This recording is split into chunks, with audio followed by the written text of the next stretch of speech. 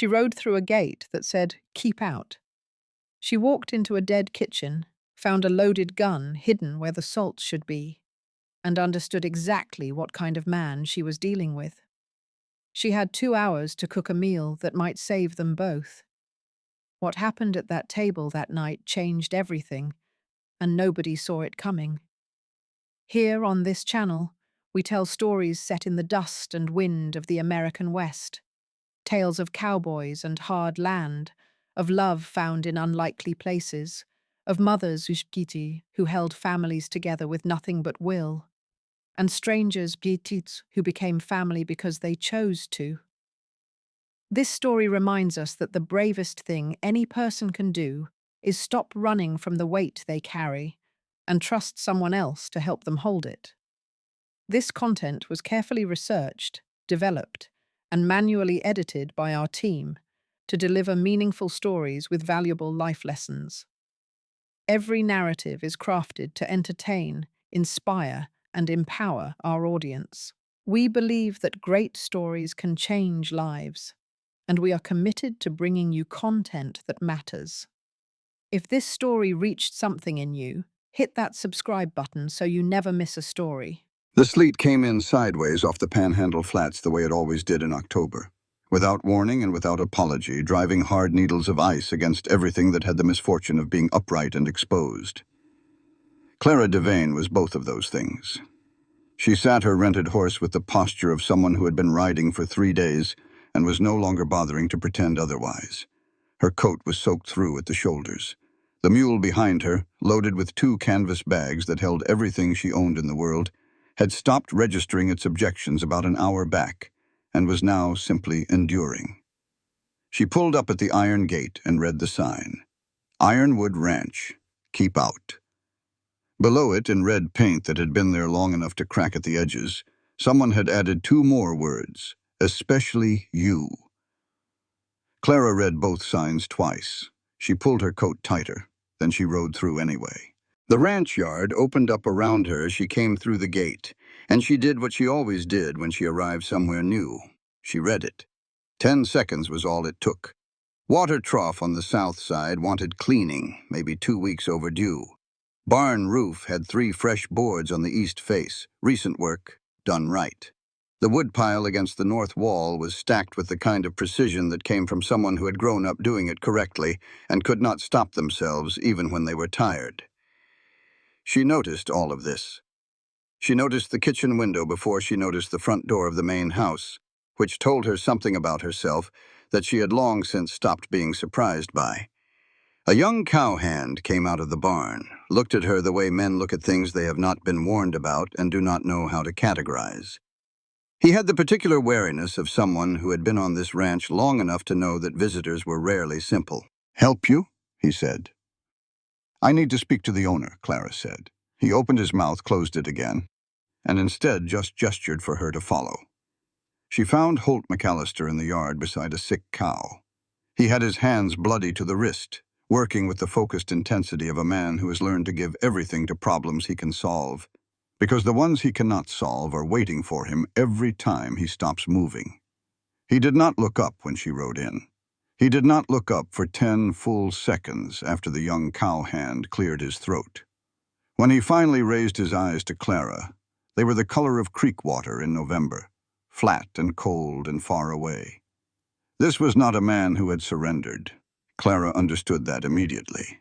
This was something different, and in some ways worse. This was a man who had narrowed himself down to the width of a cattle yard because the larger world had too many things in it that he did not know how to carry. She looked at the cow for a moment, looked at the particular way the animal was standing, the tension in its hindquarters, the dull coat. "That animal has moldy barley poisoning," she said. "I can fix it. I can also cook supper for you and your men tonight. 1 meal. If nobody wants me to stay after that, I will find the gate myself." Holt McAllister looked at her the way a man looks at something that does not fit any category he already has. He looked at her for a long time. The sleet kept coming. "Kitchen is around back," he said finally. "Do not touch my mother's things." That was all. Clara dismounted, handed her horse to the young cowhand, whose name she would later learn was Danny, and walked around to the back of the house. She went in through the kitchen door and stopped. It was not dirty. That was almost the worst part of it. Everything was arranged with the particular precision of a place that had been maintained rather than lived in. Pots hung in graduated order by size. The flour tin was sealed tight. The coffee was measured into the pot and waiting. There was no smell. A working kitchen always has a smell, some layering of use and time and the residue of meals that meant something to the people who ate them. This kitchen had no smell at all. It was the kitchen of a man who had decided somewhere along the way that eating was a maintenance requirement and nothing more, that food kept the body operational, and that was the entirety of its purpose. Clara stood in the doorway for one moment, taking it in. Then she took off her coat, hung it on the nearest peg, and went to work. She opened the bottom cabinet looking for salt. She found the salt. She also found, sitting between the salt tin and a can of baking powder, a revolver, fully loaded, hammer resting easy, not hidden behind anything, not shoved to the back of the shelf, placed with deliberate care within reach of anyone standing at the stove. She looked at it for a moment. Then she looked out the kitchen window at the shadow of Holt McAllister moving across the yard in the driving sleet. A loaded gun in a kitchen spice cabinet was not a weapon kept for emergencies. It was a weapon kept for a different kind of decision. The kind a man circles around for months before he either makes it or finds a reason not to. Clara closed the cabinet, reached for the salt. Got to work. She had 2 hours before supper needed to be on the table, and she intended to use all of them. Clara cooked the way she did everything without announcing herself. She did not ask permission for ingredients, did not explain what she was making, did not look for approval in any of the several faces that appeared briefly in the kitchen doorway throughout the afternoon before withdrawing when she did not react to them. She found salt beef in the cold box, cornmeal in the pantry, dried onion hung from a rafter, lard in a covered crock. Her hands were moving before her mind caught up with her, which was how she preferred it. Thinking came with editing. Her hands knew what to do. The first person to hold her ground was the woman who appeared in the kitchen doorway without a sound, the way certain people can move through a house they have known for 50 years, as if they have become part of its structure. 70 years old. White hair pulled back so tight it must have been a statement rather than a style. Spine straight as a new fence post. She looked at Clara the way a property owner looks at someone standing on their land without a deed. "What are you doing with my cornmeal?" she said. It was not a question. "Cornbread," Clara said without stopping. "You want honey in it?" The woman looked at her for 5 full seconds. Then she walked back out without saying anything at all. Clara understood. For a woman like Ruth McAllister, not throwing someone out immediately was a form of welcome. By 6 o'clock, the kitchen smelled like something. That was the first thing. It smelled like beef and thyme and the faint sweetness of cornbread, crust, and coffee strong enough to have opinions. It smelled like a place where someone had decided that what happened in this room mattered. Clara carried the food to the long table in the dining room and set it down and stepped back to the kitchen doorway to watch. 14 cowboys sat down with the careful skepticism of men who had been disappointed enough times to have developed a policy about it. Holt McAllister took the chair at the head of the table and did not look at anyone. He sat with the contained stillness of a man who has trained himself not to want things, because wanting things leads to noticing when they are gone. The oldest hand at the table, a man of about 60 with the weathered patience of someone who had been doing this particular kind of work his entire adult life and had outlasted everyone who thought it would be easy, took one bite of the cornbread. He closed his eyes. He did not say a word. He did not need to. The table came alive after that, in the quiet, unhurried way of men who have been genuinely hungry and are now presented with genuine food.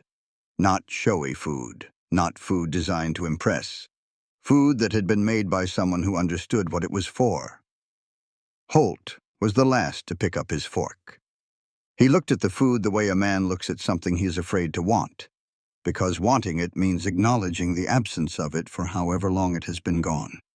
Clara watched from the kitchen doorway as he finally took a bite. He stopped, took another, and across the face of this man who had rationed himself down to the absolute minimum requirements of living, something moved that had not been there before, something returning from a very long way off. After supper, when most of the hands had gone back to the bunkhouse, a large cow hand with a scar along his jaw said to no one in particular, but loud enough for the table to hear, "Nice enough food. Won't change what's coming for this place." Clara looked at him directly. "Spring is a long way off," she said. "I'll worry about breakfast first." She was at the well late that night drawing water when she heard boots on the packed earth. Holt McAllister came out of the dark and stood at the other side of the well the way a man stands in a place he has been standing alone for a long time. He was smoking. He was looking north toward where the sleet had stopped and the sky had gone black and enormous and full of stars. They stood there for a while without talking. In Clara's experience, people who needed to fill every silence with words were generally afraid of what would come up in the quiet. Neither of these two people had that problem. "Will the cow recover?" he finally asked. 3 days of weak salt water. Yes. Silence. "Good," he said. He went inside. Clara stood looking up at the Texas sky and noticed, with the mild surprise of someone who had forgotten it was possible, that she had not thought about James in 2 hours. At first light, she saw the horse tracks, 3 sets, outside the east fence line, freshly pressed into the soft ground from some time in the night, not passing through. The horses had stood there for a while. Whoever was on them had been looking at the ranch in the dark, watching the lit windows, taking stock. Clara walked the fence line in the early morning before the hands were up. She looked at the tracks for a long time. Then she scuffed them out with her boot heel, working along the line until there was nothing to read. She told no one. Not yet. She needed to know more before she decided what to do with what she knew. That was the only rule she had lived by long enough to trust. She went back to the kitchen and started the coffee, and thought about what kind of man watches a ranch at night without making himself known, and what kind of woman gets steered toward a place like this by someone she has never met, and whether those 2 questions had the same answer. She was fairly sure they did. She put the thought in the back of her mind, where she kept things that needed time and focused on the biscuits. By the 3rd day, Clara had learned the clock of Ironwood Ranch the way she learned every place she worked, not by being told, but by watching. 4 in the morning, coffee and something solid for the 2 men on night watch, who came in cold and quiet and ate standing up before going to their beds. 5:30, the main crew, loud in the way of men who have just remembered they are alive. 11:30, food packed into canvas bags and carried out to wherever the work was that day. 6 in the evening, the long table, all 14 of them, the day settling into their bodies along with the meal. She did not just cook during these hours. She read the men through what they put on their plates. Amos, the oldest hand, was the most reliable indicator of the general mood of the ranch. When he took less than usual, it meant something was worrying the group. When he ate with the focused efficiency of a man who needed fuel rather than food, there had been hard physical news. Billy, who was 19 and had come to Ironwood from somewhere he did not talk about, ate more when he was anxious, which was a pattern Clara recognized from her years in army camps. Food was the body's honest language, and she had spent enough years close to the ground of that language to read it without thinking. On the afternoon of the 3rd day, Ruth came into the kitchen and set a notebook on the counter without explanation or eye contact. The notebook was old, the cover worn to bare board at the corners. Clara opened it. The pages were filled with handwriting in faded brown ink. The letters formed with the careful precision of someone who had learned to write before the war and had kept the old deliberateness of it. On the first page in the upper right corner, Eleanor McAllister, 1851, Holt's grandmother. Ruth spoke once, already turning to leave. Page 14, black bread. Holt liked it as a boy. She was gone before Clara could say anything. Clara stood holding the notebook. She found page 14. The recipe was written in the same faded hand, precise measurements, careful notes about temperature and timing. At the very bottom of the page, separated from the recipe itself by a small hand-drawn line, was a sentence that was not part of the instructions. Bake this when you need to remember that life is still sweet. Clara held the notebook against her chest for one moment. Then she set it carefully on the counter where it would not get flour on it and went about her work. The fence line on the south side needed repair, and 2 hands were out sick with something that had come off the flats with the weather. Holt told Clara at breakfast that he would handle it himself and that she should stay at the house. She nodded. When he rode out an hour later, she was already there, having borrowed a pair of work gloves from the barn. She had the wire stretcher in her hands before he had fully registered that she was present. He looked at her for a moment. She looked back. He said nothing and handed her the near end of the wire. They worked for 3 hours in the particular silence of people who have found a rhythm together without having to discuss it. She tensioned the wire. He drove posts, and somewhere in the second hour they stopped having to watch each other to know what came next. The communication became something that did not require words. The small adjustments in body and movement that develop between people doing hard physical work in close proximity over time. It was not romantic. It was better than romantic. It was 2 competent people figuring out how to be useful to each other, and that is a kind of intimacy that lasts longer than most of the other kinds. During a water break, Holt looked at her hands. She had taken off the gloves to eat the biscuit she had brought in her coat pocket, and her hands were bare in the cold air. He looked at the particular pattern of burn scars on the inside of her forearms, the calluses along the base of her fingers, the way her hands held the canteen. "Those are not kitchen burns," he said. Not an accusation. Just the observation of someone who has been around enough working people to read the record that physical labor writes on the body. Clara took her time. Army camp cook, 71st Infantry, 1871 through 73. He did not ask more. He knew what people looked like coming out of army camps. She could see that he knew, and he could see that she saw it. And that was the end of needing to say anything else about it. The line squall came in the last half hour of the work, the way panhandle weather comes, without any of the usual preliminary signals. Blue sky to horizontal rain in 8 minutes. They got the horses to a limestone overhang at the south end of the pasture and stood under it with the animals between them and the weather. Close enough that Clara could smell leather and wood smoke, and cold, and something underneath those things that did not have a name yet. They watched the rain for a long time without speaking. This was the moment the story changed, though if you had asked either of them to identify exactly when it happened, they could not have told you. There was no single thing. There was just the particular quality of standing beside someone in weather, sharing the same small dry space, watching the same water come down, and understanding without discussion that you are both glad the other one is there. Wade Calloway rode in that evening just before supper, which he did once a week in theory, and more often in practice when things in the county warranted watching.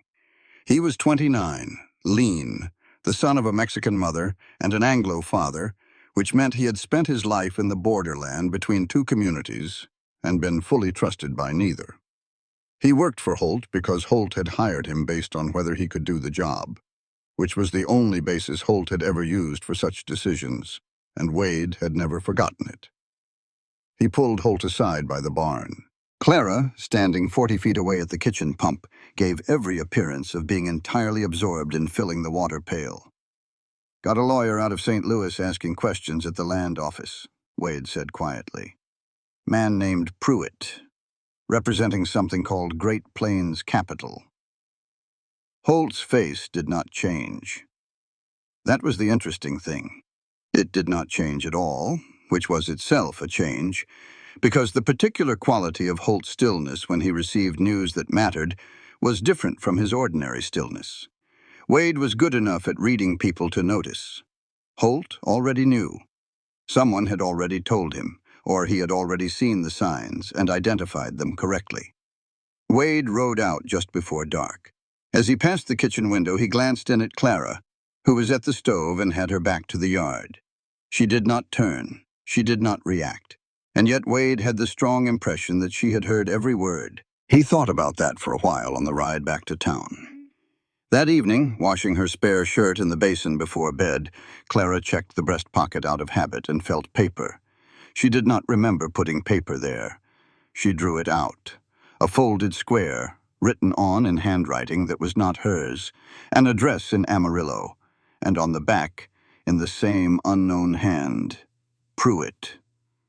S. Room 4, Cattleman's Hotel. Someone had put this in her pocket. She had no memory of when. She thought through every person who had come close enough. It could have been anyone in the past 3 days, which was not a short list. She folded the paper small and pressed it into the sole of her left boot, down beneath the insole where it would not shift when she walked. She needed to think about this carefully before she decided what to do with it. That meant thinking about what Pruitt wanted from her, which meant thinking about why she was here, which meant thinking about the things she had been avoiding thinking about since she rode through that gate.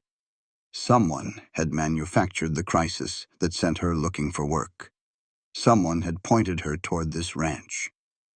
She had told herself it was desperation and geography. She was starting to understand it might have been neither. She blew out the lamp and lay in the dark listening to the wind off the flats, which never fully stopped in the panhandle, only changed its mind about the direction. She had the feeling of a woman who has walked into a room and found it different than expected, and is now deciding whether to stay and understand the room or leave before the door closes behind her. She already knew which one she was going to do. She had always known. She just needed a night to make peace with it. Sunday came with a cold, clear sky that stretched from one edge of the panhandle to the other, without a single cloud to interrupt it, the kind of Texas blue that looks painted on and is not quite real to people who have not grown up under it. Clara was up before 4. She had been thinking about the bread since she first read the recipe, and she had been thinking about what it meant to make it. And she had been awake for 2 hours before she finally accepted that she was going to make it today. She had everything she needed. She had found the molasses on a high shelf behind a jar of dried pepper that had not been touched in years. She had the right flour, the right proportion of rye to wheat. She had the small packet of dry yeast she carried in her own kit, because she had learned not to trust the yeast in any kitchen she was new to. She lit the stove and set the first mixing bowl in the warm space beside it, and started the process that would take most of the morning. The smell reached the bunkhouse first. Clara knew this because she heard the particular change in the quality of sound from across the yard, the subtle shift from the noises of men completing their morning obligations to the noises of men noticing something unexpected. It was not a dramatic change. It was just the particular way that a good smell moves through a place that has not had a good smell in too long. How it reaches into corners and reminds people of things they had not known they were missing. Ruth appeared in the kitchen doorway at 7 in the morning. She did not come in. She stood in the doorway with one hand on the frame and breathed. That was all. She stood there for 2 full minutes, and her face, which Clara had seen hold itself in the careful neutral of long practice, did something different. Nothing large. Just a slight softening around the eyes. A quality of arrival, of someone who has been traveling for a long time and has finally recognized the road. Clara did not acknowledge her. Some things required the courtesy of being left alone. The bread came out of the oven at 9, dark and dense with the smell of molasses and rye and something that was genuinely older than the recipe itself, something that belonged to the land it had been made on for 3 generations. At the breakfast table, Holt picked up a slice and looked at it for a moment before he put it in his mouth.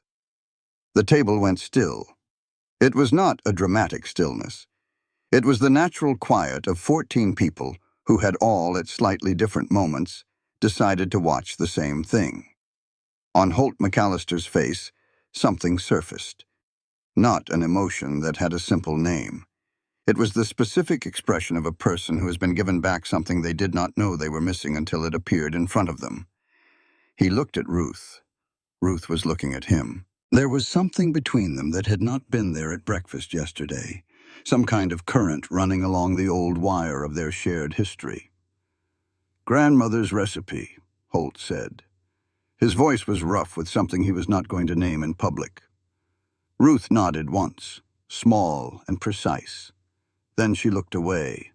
The meal went on, but something had broken open in the best way, the way a stuck door finally gives, and everyone at the table felt the change in the air without being able to identify exactly what had shifted.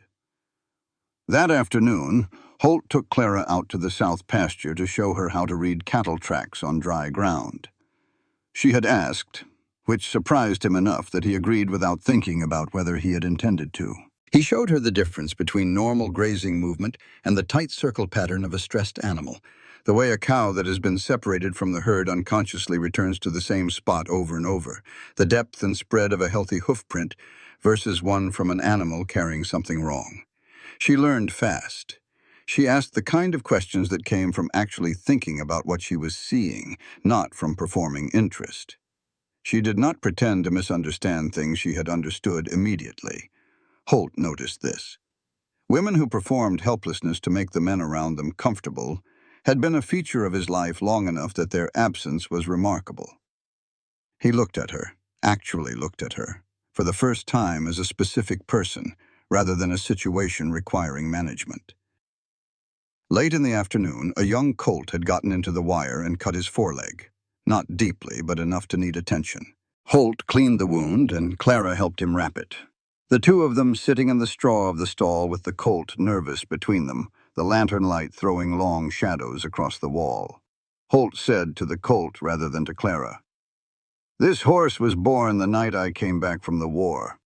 I named him Start Again." He paused. "Sounds foolish." Clara's hands kept moving on the bandage. "Sounds like a man who needed something to believe in." He looked at her then, in the close, warm dark of the stall, in the way that two people look at each other when they have both said something true and they both know it. Nothing happened. Neither of them reached for what the moment was offering. And because they did not reach for it, the moment settled into something permanent instead, the kind of thing that does not need to be acted on to be real.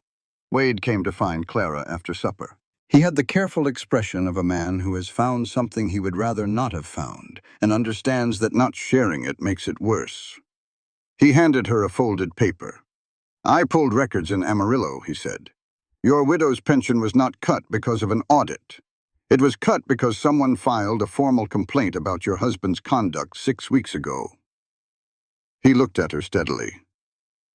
The same week Pruitt arrived in the Panhandle. The complaint was filed through a St. Louis law firm, the same firm that handles Great Plains Capital. Clara read the paper. She read it twice. The pension crisis had not been an accident. It had been manufactured. Pruitt had known her name, known her situation, known that Ironwood Ranch was directly on the only road west from Amarillo for a woman on a limited budget with a specific skill set that a struggling ranch would find useful. He had created the desperation that sent her here, and then he had positioned the place she would most likely land. She had not found Ironwood Ranch. She had been pointed at it. She had been a piece on someone else's board from the day she left Amarillo, and the piece had arrived precisely where it was meant to arrive.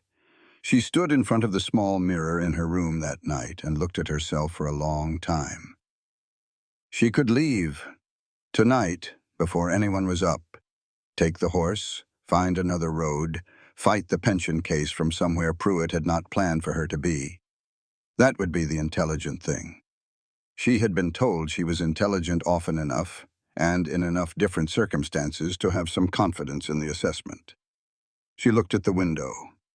At the yellow light burning in Holt McAllister's office across the dark yard, where a man was sitting alone with 10 years of something that was eating him alive, and had not yet found a reason to stop. She had never once in her life done the intelligent thing when the right thing was standing right in front of her.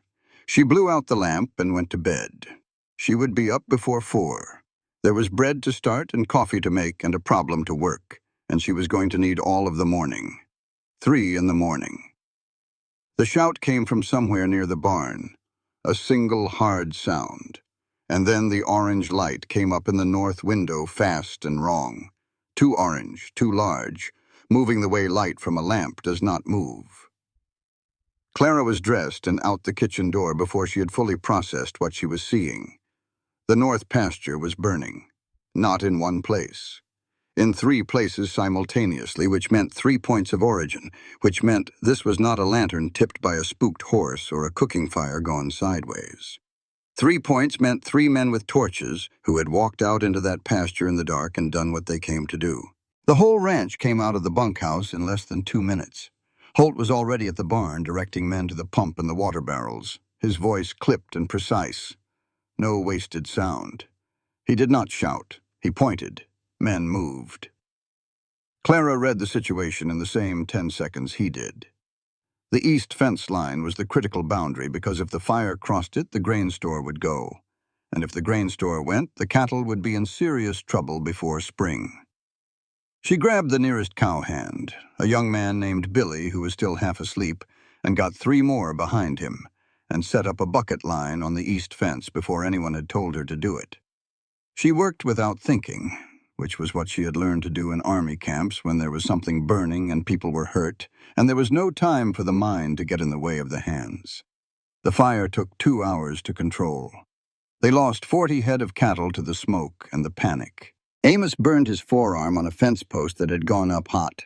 Billy's horse spooked at a falling beam and threw him, and he hit the ground wrong, and Clara could tell by the angle of his leg before she reached him that it was broken. She set it with a straight branch and torn strips from her own underskirt while the fire was still going, Billy gritting his teeth in the firelight because it needed to be done, and she could do it, and so she did. Ruth McAllister stood on the porch of the main house and watched all of this. Clara did not look at her directly, but she was aware of the change in how Ruth was watching her. It was not the careful, measuring look of someone assessing a potential problem. It was something else, something closer to recognition, one capable woman identifying another. By morning light, Holt and Wade had walked the burn line and found what they needed to find. Kerosene soaked into the soil at all 3 points of origin. Scorched burlap sacks, the kind sold at the feed store in town, and half buried in the ash at the eastern point, a tobacco tin. Wade crouched over it without touching it. "Emmett Cross smokes this brand," he said. "I know because he used to buy it at Granger's store when he worked this ranch." He looked up at Holt. "He has not worked here in 2 years. Holt was quiet for a moment. "Emmett did not do this because he hates me," he said. "He did it because someone paid him." That morning, Silas Pruitt arrived in a buggy that was impossibly clean for the road conditions. His suit was pressed. His boots had not seen mud in days. He came through the gate as if he had been invited, stepped down, and surveyed the burned north pasture with an expression of such careful regret that Clara, watching from the kitchen window, felt a cold clarity settle into the center of her chest. This was the man. This was the one who had manufactured the pension crisis that sent her here. This was the one who had put his address in her pocket through someone else's hand. And here he was, arriving the morning after the fire, wearing the expression of the solution. He spoke to Holt for several minutes. Clara could not hear the words, but she could read the shape of the conversation. She could read it in the way Holt's jaw set, and in the way Pruitt's hands moved, the smooth gestures of a man who has made this particular offer many times, and has learned the most efficient way to deliver it. Before he left, Pruitt stopped beside her at the kitchen doorway. Up close, he was a man of about 50, well-fed, with intelligent eyes that had learned to rest in a pleasant expression and stay there regardless of what they were actually doing. "Miss Devane," he said with a warmth that did not come from warmth. "I heard you had found work out this way. Fortuitous." "For someone," Clara said. His smile held. "I hope you are finding the situation useful." He got back in his buggy and drove away. She watched him go and then went to find Holt and told him everything.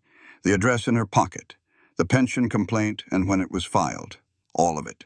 Not because she had decided he deserved her complete confidence, but because she had done the calculation and determined that Pruitt was the larger danger by enough of a margin that what she was protecting herself from by staying quiet was not worth the cost.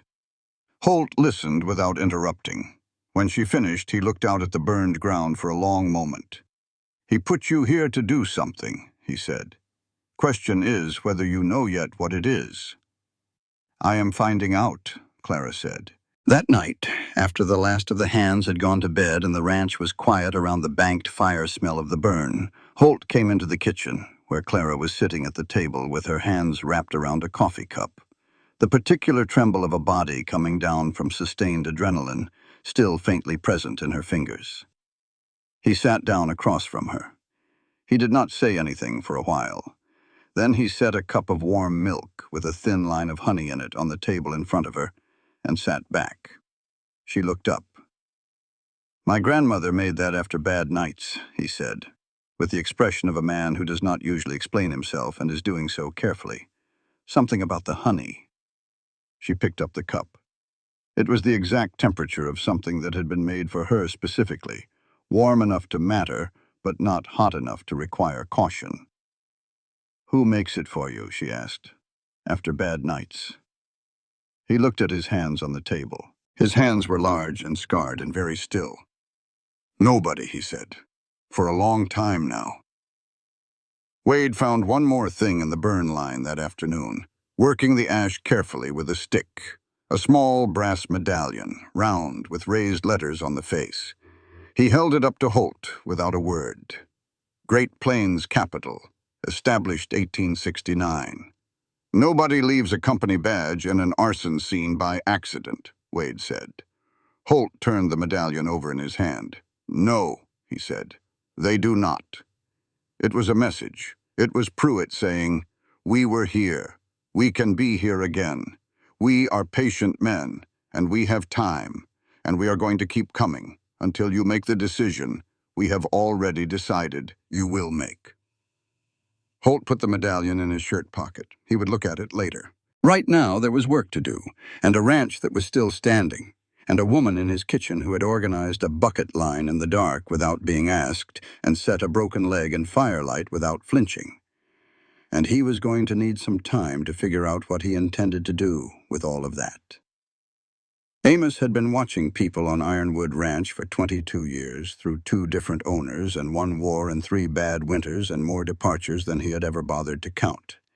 He had a particular gift for watching, which was that he could do it without looking like he was doing it, could observe an entire conversation from 40 yards away while appearing to concentrate entirely on the bridle he was mending. He watched Clara and Holt arguing about the placement of the new water trough on Tuesday morning. It was not a real argument. It was the particular friction of 2 capable people who both had legitimate reasons for their positions and neither of whom was wrong, which meant neither of them could simply yield and be done with it. They went back and forth for 10 minutes, their voices carrying across the yard, and Amos watched the whole thing with the private appreciation of someone who has been waiting for something for a long time and has just seen it begin. He had been watching it happen for 2 weeks. The way Holt had started coming to breakfast earlier. The way Clara always had the coffee exactly as strong as he took it without ever having been told. The way they worked in the same space without needing to track each other. The involuntary coordination of 2 people who have started knowing where the other one is without consciously deciding to notice. He wondered if either of them had recognized what was happening yet.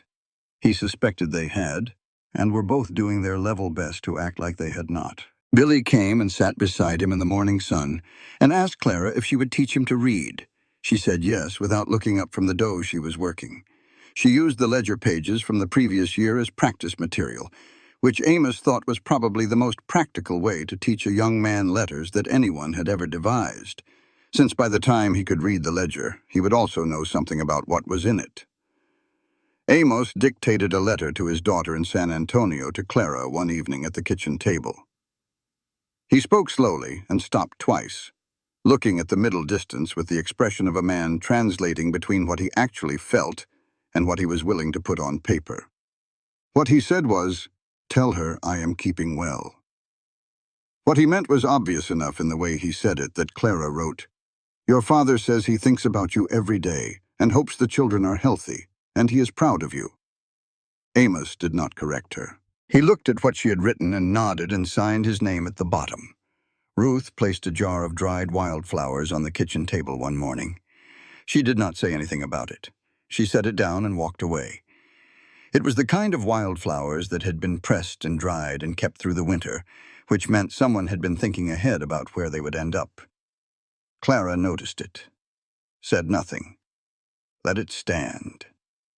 On Wednesday night, Holt came to Clara in the kitchen after supper and asked her to come look at something in the ranch office. He set the financial ledgers on the desk between them and turned up the lamp. I need someone who sees things I'm missing, he said. It cost him something to say it. She could tell. Clara worked through the night with the ledgers spread across the desk, Holt sleeping in the chair across from her after midnight, which she noted with one part of her mind while the rest of it moved through the columns of numbers. What she found was not sloppiness. Holt McAllister was a careful man, and his books reflected it. What she found was something more troubling than sloppiness, because sloppiness is an accident, and what she was looking at was deliberate. The feed supplier had been raising prices incrementally for 18 months. Small increases, the kind that in any individual month looked like market fluctuation. But added up across the full 18 months, the cumulative increase was well above anything that could be explained by ordinary costs. The cattle buyer, meanwhile, had been paying below the market rate on every transaction for the same period, always by a small enough margin that a man focused on the actual work of running a ranch would attribute it to negotiation. Both companies, when Clara traced their names through the other papers in the ledger, pointed back to the same St. Louis intermediary. She wrote the name of the intermediary on a separate piece of paper and set it in the lamplight where she could look at it. Great Plains Capital had been squeezing Ironwood Ranch from both ends for a year and a half, manufacturing a financial crisis that would look, by the time Pruitt arrived with his offer, entirely organic. The ranch was failing. Everyone could see it. There were the numbers right there, plain as daylight. The only thing the numbers did not show was that someone had been building them, one small adjustment at a time, for 18 months. At 2 in the morning, with the coffee gone cold and the lamp burning low, Holt woke in his chair and looked at her across the desk. You have a right to know why Pruitt wants this specific ranch, he said. He told her about Miller's Creek in short sentences, the way you tell something you have said only once before to yourself in the darkest part of the night. The autumn of 1863, the settlement, the order he gave. The 7 people who died because he had been given wrong information about whether the settlement was empty, and he had had 30 seconds to decide, and he had decided wrong. I did not know civilians were in there, he said. That does not fix anything. It is just what is true. Clara did not say she understood. She did not say he had no choice. She sat with the weight of what he had told her in the way of someone who has picked up something very heavy and is deciding where to set it down carefully rather than dropping it. You have carried that alone for 10 years, she said. Who would I tell? She met his eyes. Me, she said. You just told me. Then she told him about James, the desertion which she had been a witness to without being able to stop it, a man running in the dust while his regiment held, the manner of his death, shot from behind by someone who had seen him run. The official record that said killed in action, which was the record she had allowed to stand because the alternative was destitution and disgrace for a family that had not known what James was and would not have been served by learning it. I protected the reputation of a man who did not earn it, she said, because I had no other option. That is not nobility. That is arithmetic. Holt looked at her without pity or judgment, which was, she had learned over the course of a life in which pity and judgment were the 2 most common responses, the rarest and most valuable thing a person could offer. We are both carrying things that could destroy us if the wrong person finds them, he said. So, what do we do with that? We decide who to trust with them. You just chose me. I just chose you. After Holt went to bed, Clara remained at the desk. She was not looking for anything in particular. She was the kind of person who, when left alone in a room with papers, looks at all of them, a habit from years of being in places where important things were kept in the bottoms of drawers.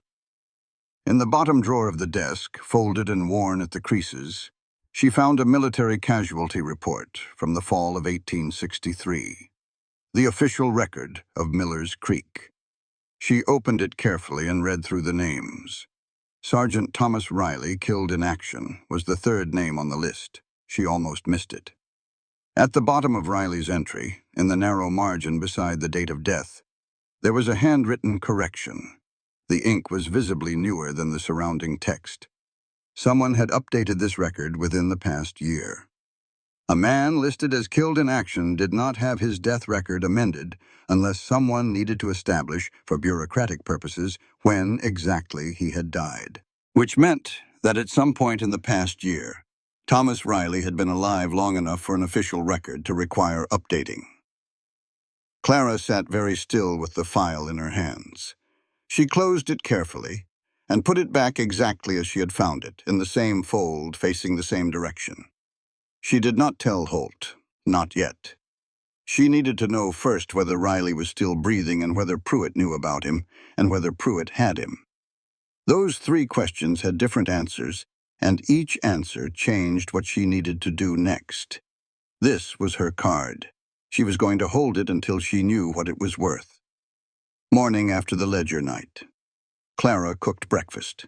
Nothing about the way she moved in the kitchen suggested the magnitude of what had passed between them in the ranch office in the small hours. She had the biscuits in the oven, and the gravy started, and the coffee made by the time the first hands came in from the night watch, and she moved through the work with the particular calm of someone who has made a decision and is living in it rather than continuing to consider it. Holt watched her from outside through the kitchen window while he finished his first cup of coffee in the cold air. He had eaten breakfast before the sun was fully up for the first time in 3 years. He did not examine the reasons for this.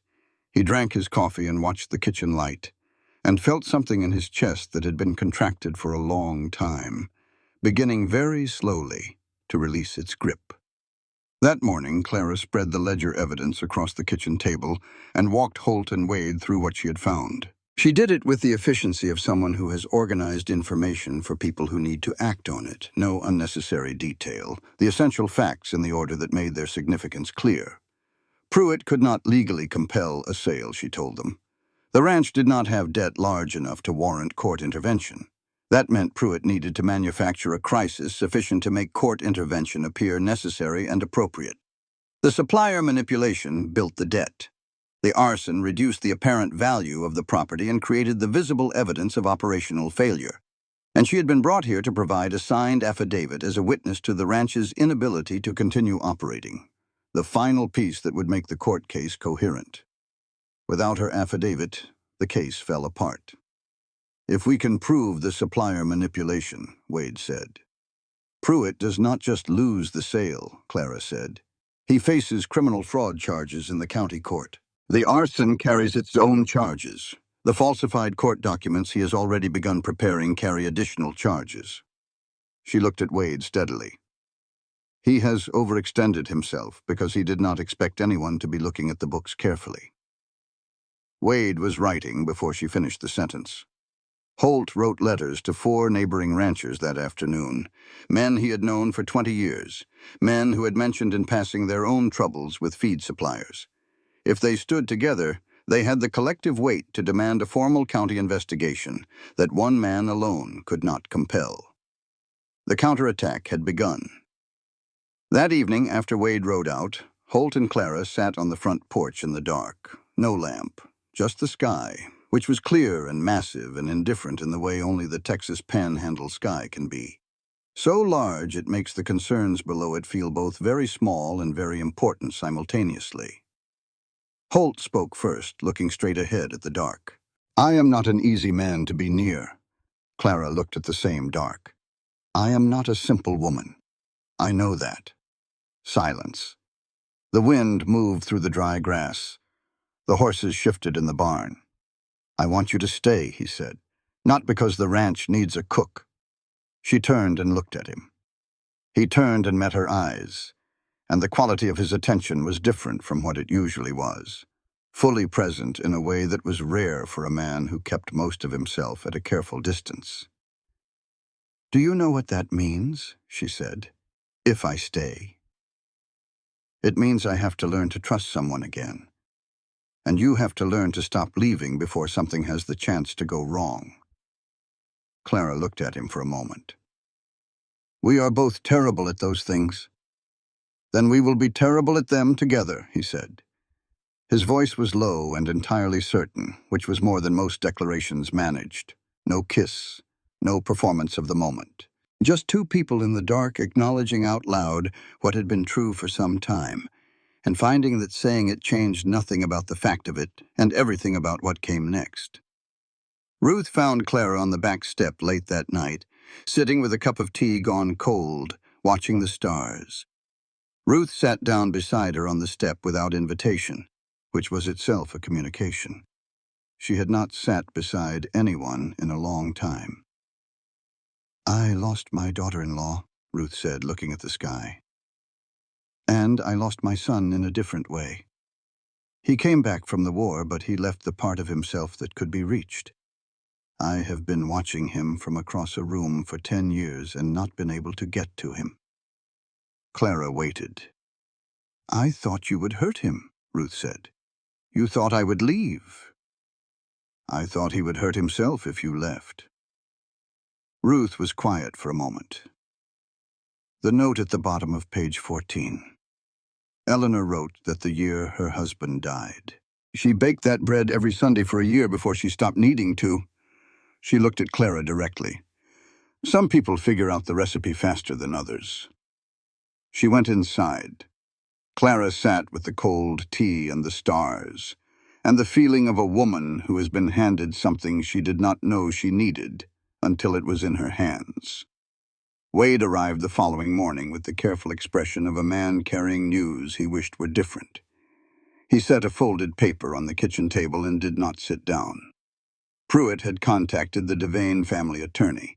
He was offering to provide documentation sufficient to restore Clara's widow's pension in full, clearing James Devane's service record through whatever legal mechanism was necessary, in exchange for two things. Clara would leave Ironwood Ranch within 48 hours, and she would provide a signed statement attesting to the ranch's inability to continue as a viable operation. If she refused both conditions, the desertion evidence would be delivered to the Amarillo paper by end of week. She would lose the pension. She would lose her reputation. She would lose any prospect of employment in the territory once the story ran. Wade set the paper on the table. "He is giving you a way out, Clara. Clean money. No consequences anyone can see." The kitchen was very quiet. Holt was at the table across from her. He was looking at the surface of the table, not at her. His hands were flat on the wood, entirely still. He would not look at her because looking at her would make it harder for him to do what he had decided to do, which was not ask her to stay. Not make this more difficult than it already was by letting her see what her leaving would cost him. Clara looked at his hands. She knew what that stillness cost him. She knew it precisely. She folded the paper and pushed it back across the table toward Wade. "Tell him I need 48 hours to consider," she said. Wade took the paper. "Clara." "I know," she said. "Go on. I will have an answer by Thursday." After Wade left, she stood at the kitchen window and watched the ranch yard in the afternoon light. The new fence posts on the south pasture, the water trough in the position they had finally agreed on. Billy on crutches, moving carefully between the barn and the bunkhouse. Amos sitting in the sun with a piece of tack and a look of perfect contentment. She already knew what her answer was going to be. She had known it the moment Wade put the paper on the table, and she had seen Holt's hands go still.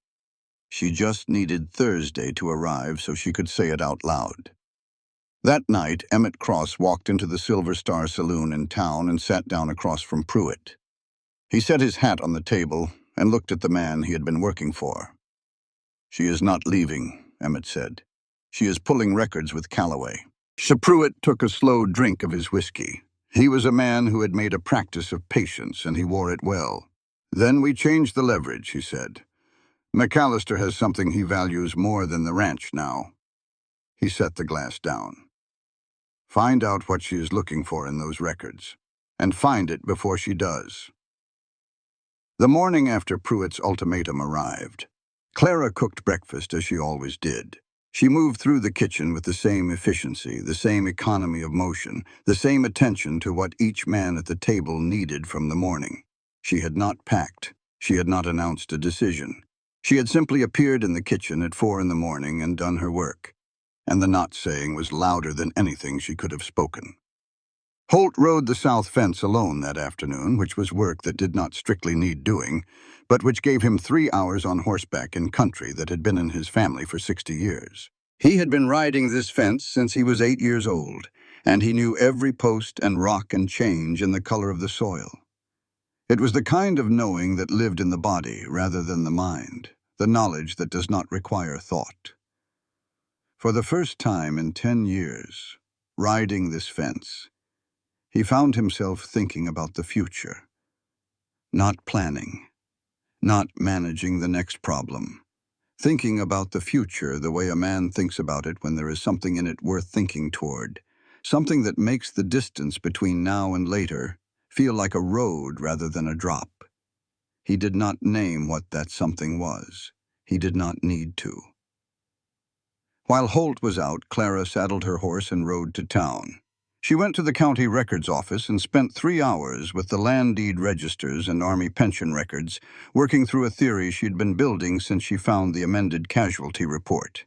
Her reasoning was straightforward.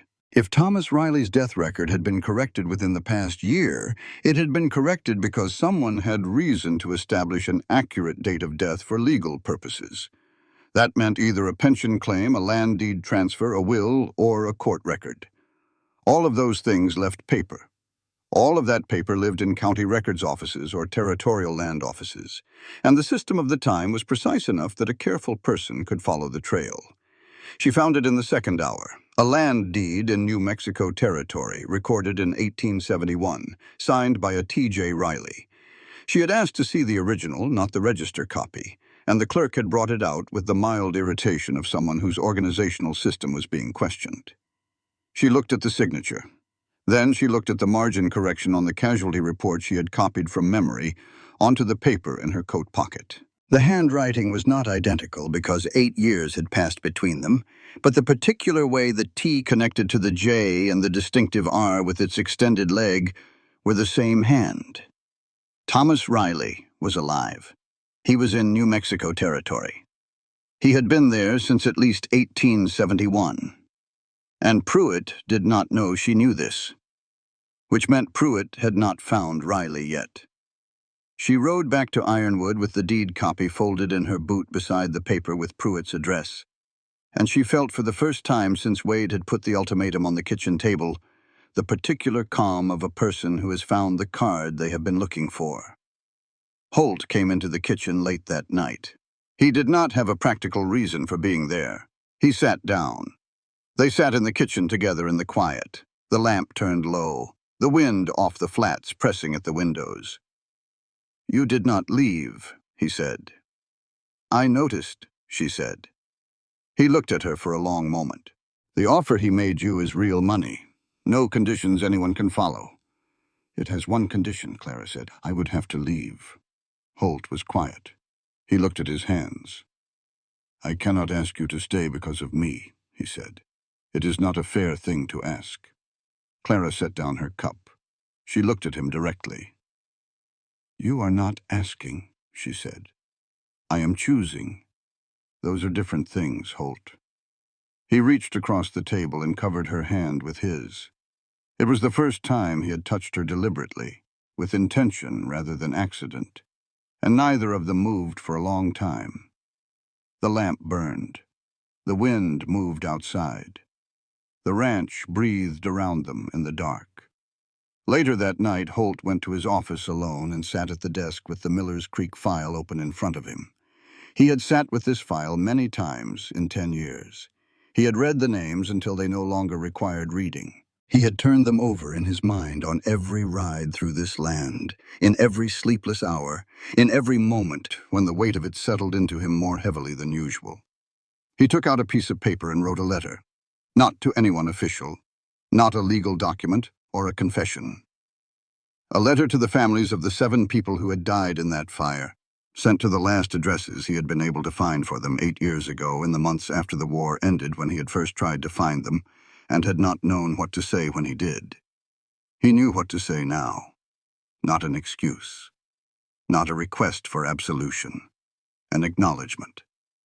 They were there. They mattered. He had known their names for 10 years and had carried them and would carry them until he stopped drawing breath. That was all. He enclosed a banker's draft from his personal savings. Not a large amount, not enough to matter financially, but not nothing. He addressed the envelopes. He would give them to Wade in the morning to send. He would not tell Clara. He would not tell anyone. This was not performed redemption for an audience. This was the private work of a man who had spent 10 years running from himself and had decided tonight to stop.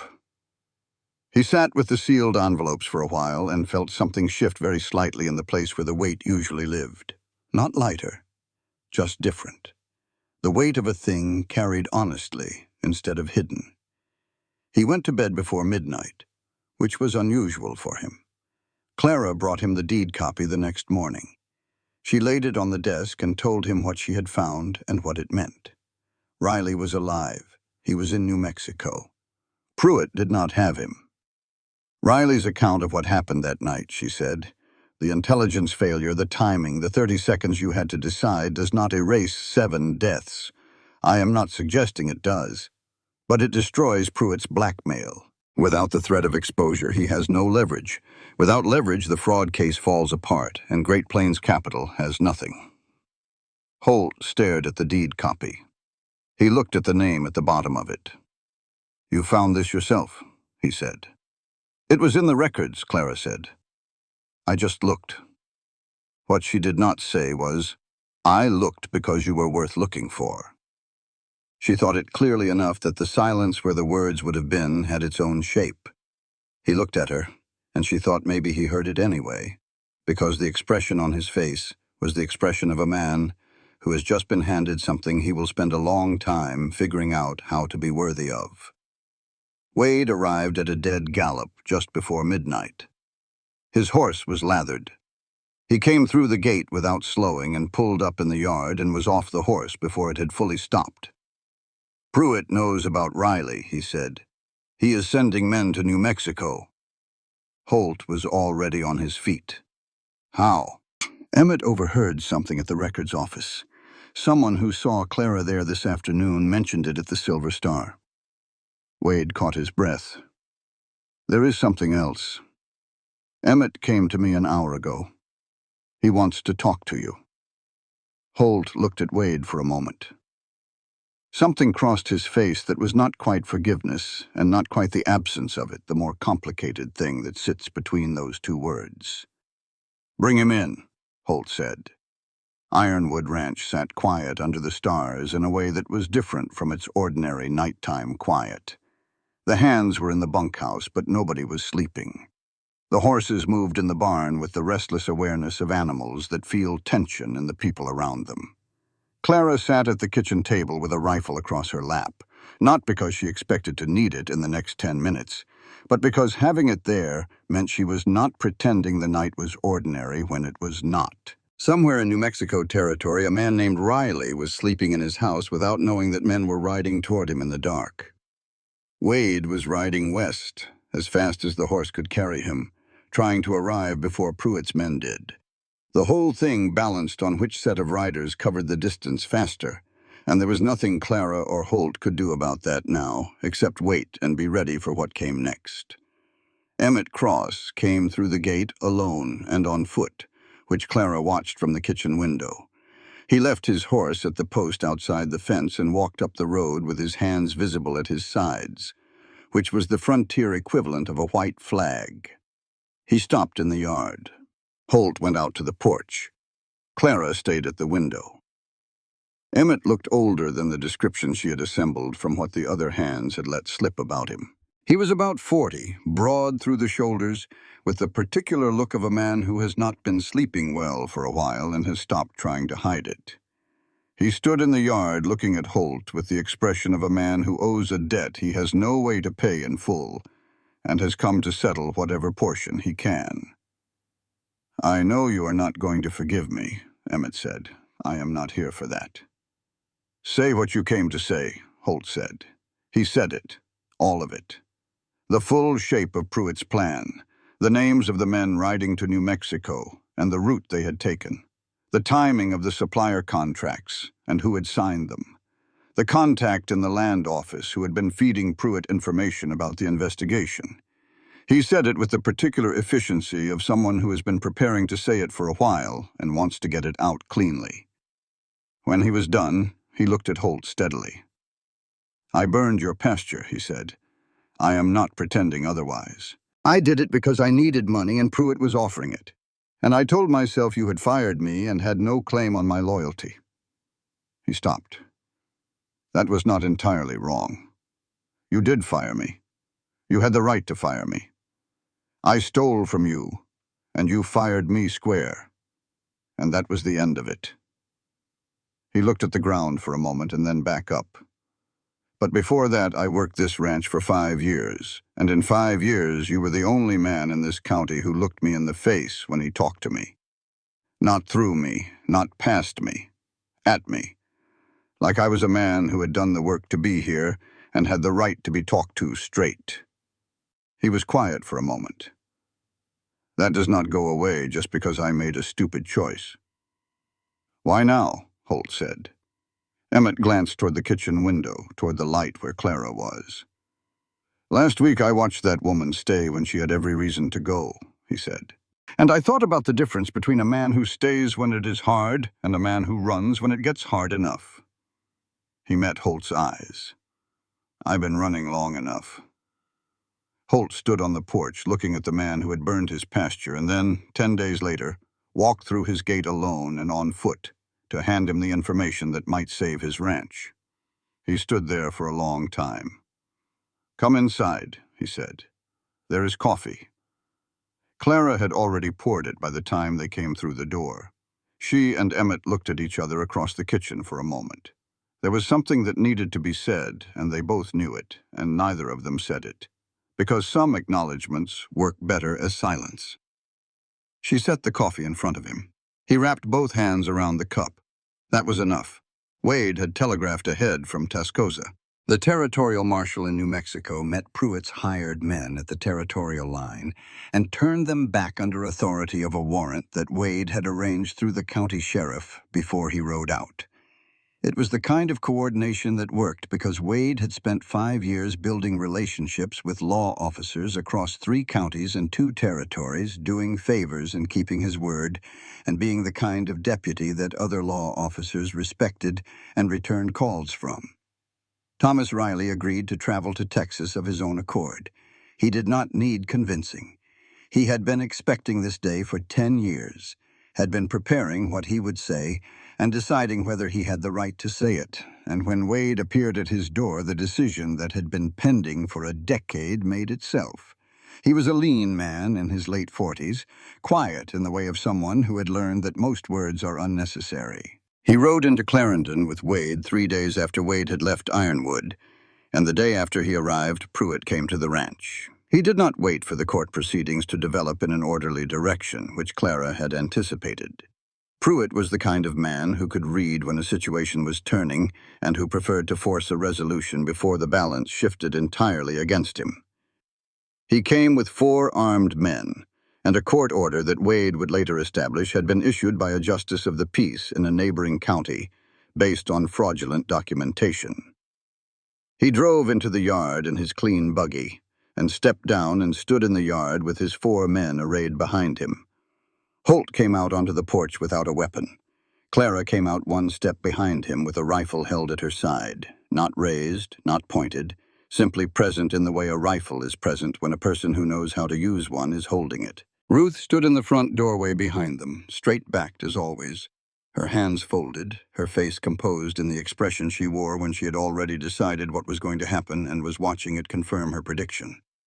Pruitt produced the photograph from his coat. The Miller's Creek burning. Holt at the edge of the smoke, younger, in Confederate uniform.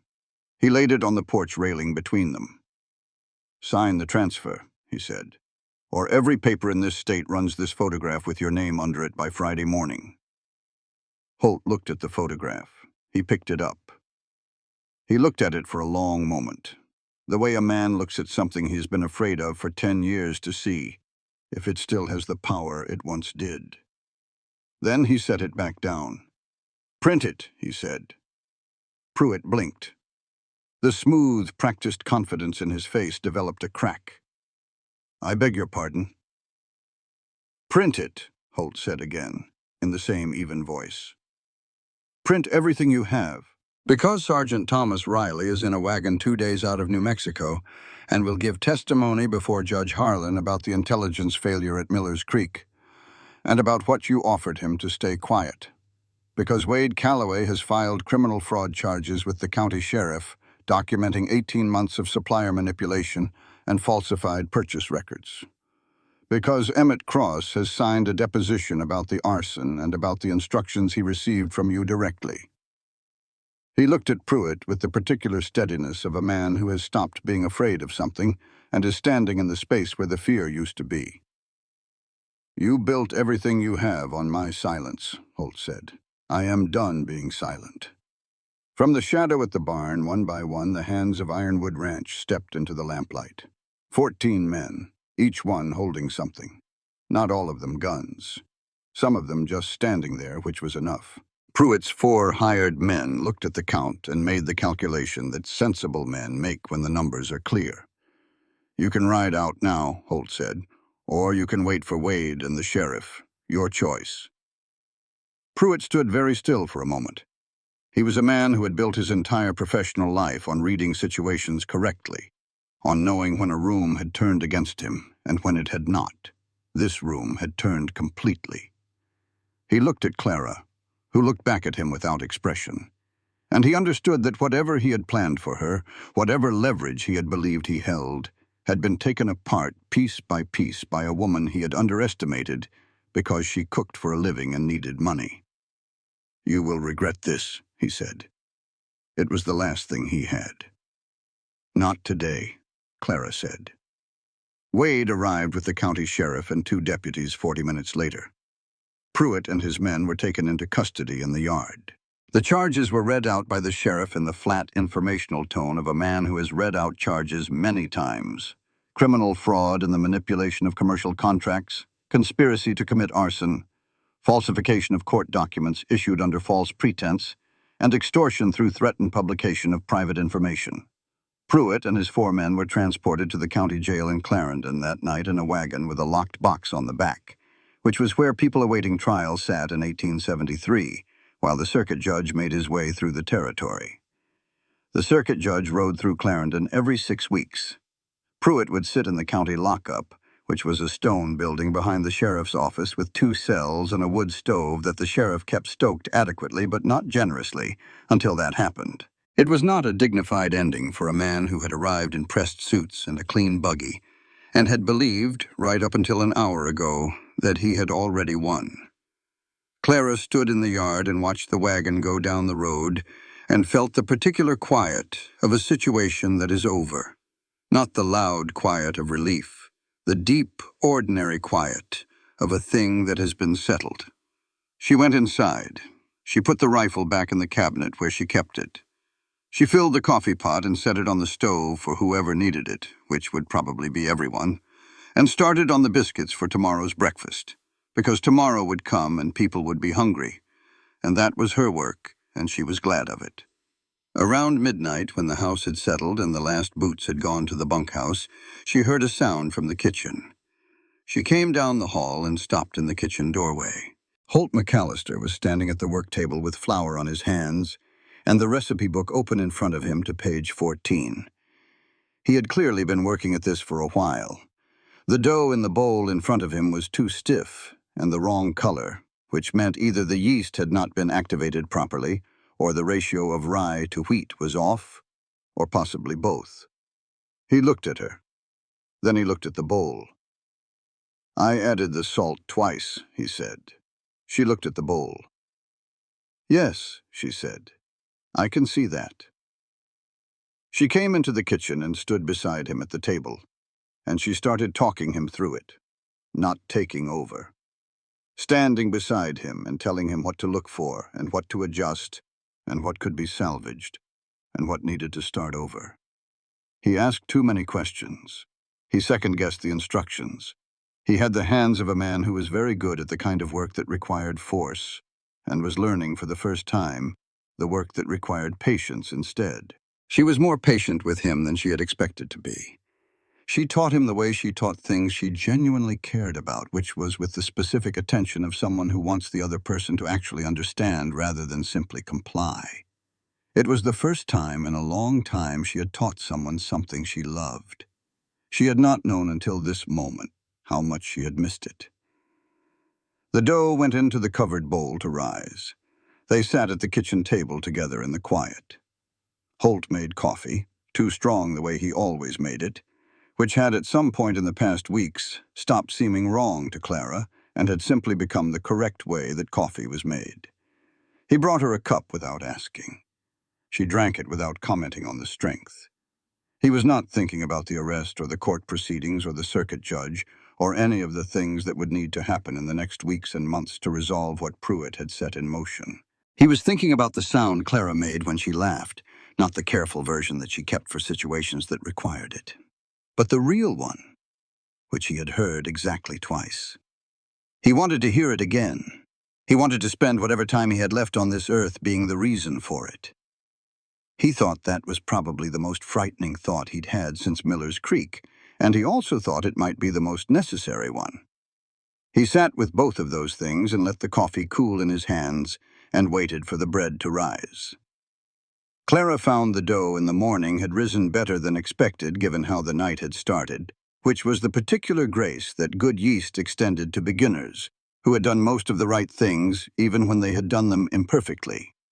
She shaped the loaves with Holt beside her, talking him through it the same way she had talked him through the mixing the night before. His hands were learning the pressure, the give, the point at which you needed to stop working the dough and trust it. He had the hands of a man built for fences and horses, hands that knew how to exert force, and the bread was teaching him something about the specific patience of working with something living that had its own requirements. He was a good student when he trusted the teacher. That was the thing she had noticed about him from early on. He was not a man who deferred easily or performed agreement when he disagreed.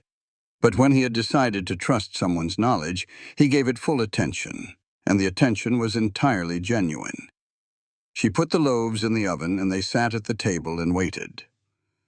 When the bread was in, Holt said, in the way he said things that mattered, which was in the same tone as things that did not, without announcement, "I am not an easy man to have built something with. I have a past I will carry until I am in the ground. This ranch is hard country, and it will stay hard country." "I know," Clara said. "I am not asking for a week or a season." He looked at her. "I'm asking if you want to build something real here, with me. Clara Devane, do you want that?" She looked at him. She looked at the kitchen that 2 months ago had smelled like nothing at all and now smelled like yeast and coffee and wood smoke and yews, the accumulated smell of a place where something was happening. She looked out the window at the Texas sky going from black to the deep blue of the hour before dawn, the color that only lasts 20 minutes and is the most honest color the sky ever manages. "I want it," she said, "and it still frightens me." "Frightens me too," he said. "Then we will be frightened together." He smiled.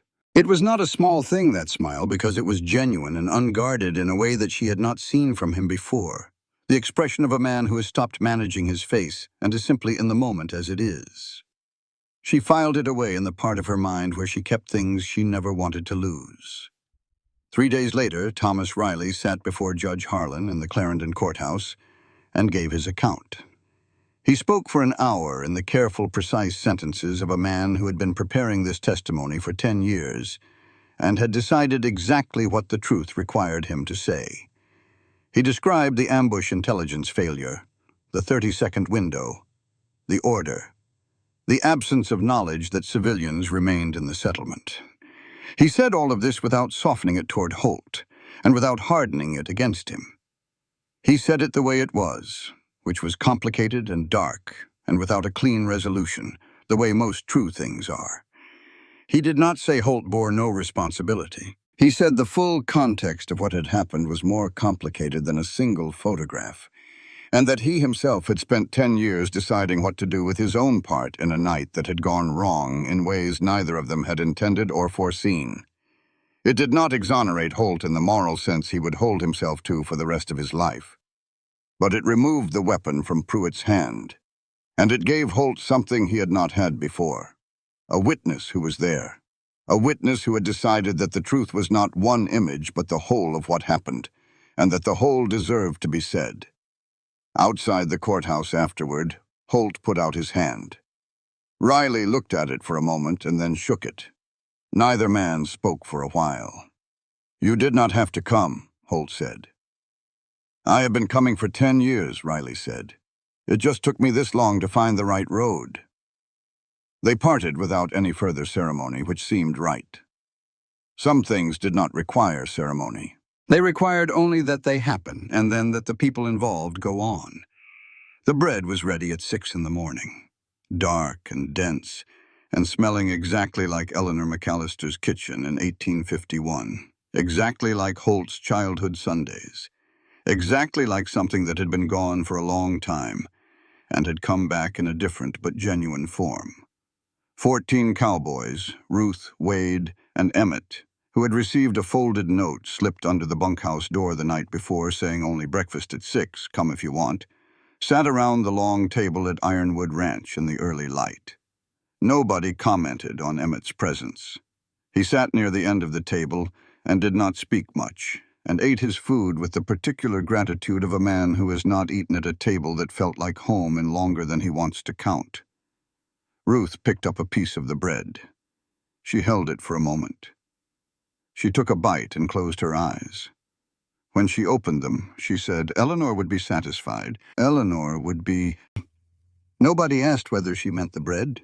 Nobody needed to. 3 months later, the north pasture was green. The winter had been hard the way Panhandle winters were hard, but the ranch had come through it in better condition than the 3 winters before it, which had to do with the feed supplier contracts they had renegotiated through the county investigation, and the neighboring ranchers who had decided to pool their purchasing and their risk, and the kitchen garden behind the cookhouse that had gone in before the first frost and had survived it better than expected. Clara stood on the porch of Ironwood Ranch on a morning in March with her coffee, looking out at land that ran to the horizon and belonged to no one she was afraid of. The sky was the particular blue of early spring on the Panhandle, not the summer blue that could look harsh at midday, but the soft morning blue that made the whole country look like something worth protecting. Holt came up beside her. He was carrying a second cup of coffee, too strong, made without being asked. She took it. They stood together looking at the same country, which was a different thing from two people standing in the same place. They were looking at it as people who had decided it was theirs, together, to keep and to tend and to build on, which gave the view a different character entirely. From inside the house came the sound of Ruth talking to herself in the kitchen, which she did when she was cooking, a running quiet commentary on the work that Clara had come to find as comfortable as the sound of the ranch itself. Ruth had been cooking breakfast herself 3 mornings a week since February, always from the recipe book, always page 14 first, the way Eleanor had intended it, as the beginning of a session, the thing you made to remember why you were there. Clara turned and went inside.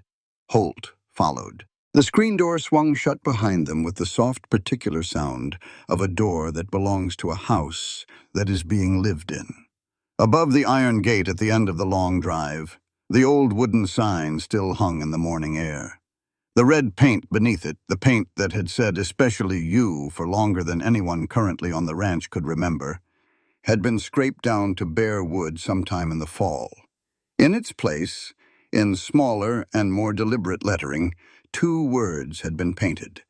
The paint had already weathered to the color of the wood around it, as if it had been there long enough to belong, as if it had always been there, and the other words had been the temporary ones.